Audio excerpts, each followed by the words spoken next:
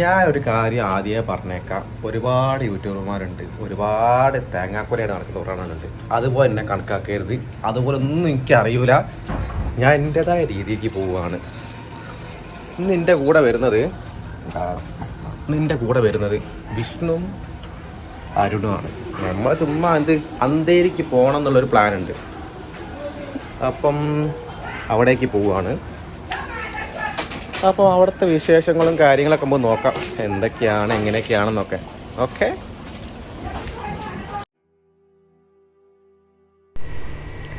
അപ്പോൾ ഇതാണ് നമ്മുടെ അന്തേരി.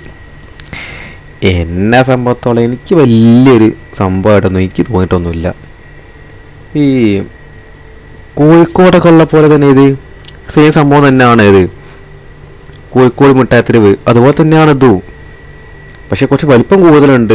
വലിയൊരു സെറ്റപ്പാണ്.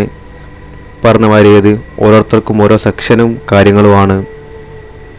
കോഴിക്കോട് എന്ന് പറഞ്ഞാൽ സെക്ഷനൊന്നുമില്ല. ഇവിടെ ബോയ്സിനൊരു സെക്ഷന്, ഗേൾസിനൊരു സെക്ഷന്, ഈ പറഞ്ഞ മാതിരി ഏത് വാച്ച്, അതിനായിട്ട് വേറെ സെക്ഷന്, അങ്ങനെ എല്ലാത്തിനും സെക്ഷന് ഒരു പരിപാടിയാണത്.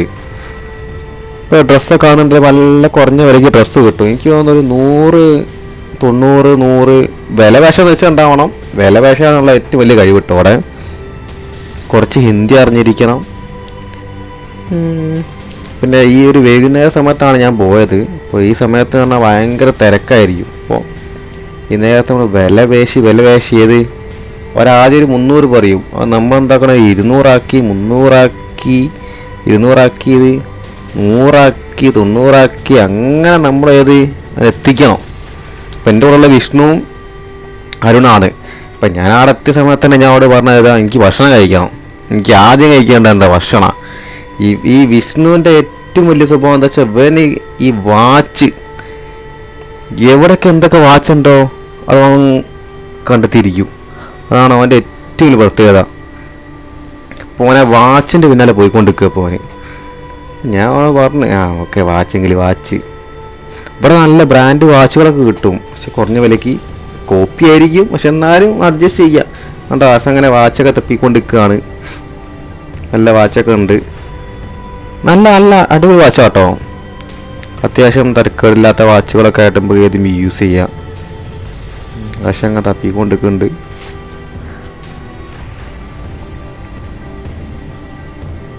പിന്നെ അവർക്കും അറിയാം, അവരുള്ള ആൾക്കാർക്ക് ഏത് പറഞ്ഞവരേത് നമ്മൾ പറഞ്ഞമാതിരി എന്തായാലും വാങ്ങണം എന്നുണ്ടെങ്കിൽ പറഞ്ഞമാതിരി നമ്മളൊന്ന് കൺവിൻസ് ചെയ്യണം. അപ്പോൾ അവരിങ്ങനെ കൺവിൻസ് ചെയ്തുകൊണ്ടിരിക്കും. ഏത് അങ്ങനത്തെ പ്രൊഡക്റ്റാണ്, ഇങ്ങനത്തെ അങ്ങനെയാണ് ഏത് നമുക്കന്ന് മൈൻഡ് ചെയ്യില്ല. നമ്മൾ വില പേശുന്നുണ്ട് എത്ര തന്നെ ഉള്ളത്. ആശാന അവിടെ വാങ്ങി.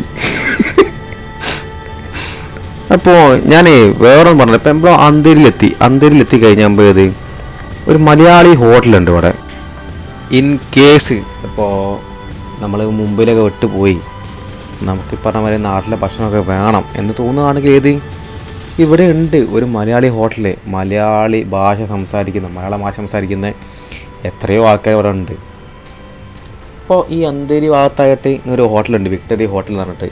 അപ്പം ഞാൻ അവിടെ ഓർഡർ ചെയ്തത് എന്താണ്, പറഞ്ഞാൽ ബീഫ് ബിരിയാണിയൊക്കെയാണ് ഞാൻ ഓർഡർ ചെയ്തത്. അപ്പോൾ അത് കേട്ട് കഴിഞ്ഞാൽ ചിലപ്പോൾ അമ്മ വഴക്ക് പറയാൻ മതിയാവും. എന്നോട് ബീഫ് കഴിക്കാതെന്ന് പറഞ്ഞിട്ടുണ്ട്. കാരണം വേറൊന്നും ഉണ്ടായിട്ടല്ലോ, BJP ആയിട്ടൊന്നും അല്ല കേട്ടോ. എനിക്ക് ആ ബീഫ് കഴിച്ച് കഴിഞ്ഞാൽ എനിക്ക് ചൊറിച്ചിൽ വരും. ചെറുപ്പം തൊട്ട് അങ്ങനെ ഒരു പ്രശ്നമുണ്ട് എനിക്ക്. അപ്പോൾ അതുകൊണ്ട് ഞാൻ കഴിക്കാറില്ല. പക്ഷേ ഞാൻ അമ്മ അറിയാണ്ട് ഞാൻ കഴിക്കാറുണ്ട്. അപ്പോൾ അതൊക്കെ കഴിച്ച് കഴിഞ്ഞ് അപ്പോൾ വിഷ്ണു പറഞ്ഞു അവന് വേറെ വഴിക്ക് പോകാണ്ടെന്ന്. അപ്പോൾ ഞാൻ അരുണിനെ കൂട്ടി ഞാൻ പോയിക്കൊണ്ടിരിക്കുകയാണ്. അപ്പോൾ അപ്പോൾ ഈ സമയം ഒരുപാട് വൈകിപ്പോയി. രാത്രി ആയിപ്പോയി. കാരണം ഞാൻ പുറപ്പെട്ടത് ഒരു 4-5 മണി ആ സമയത്താണ് ഞാൻ പുറപ്പെട്ടത്. അപ്പോൾ ഒരുപാട് വൈകിപ്പോയി. അപ്പോൾ അന്തേരിൻ്റെ മറ്റു കാര്യങ്ങളായിട്ട് വീണ്ടും വരാം. Okay, bye guys.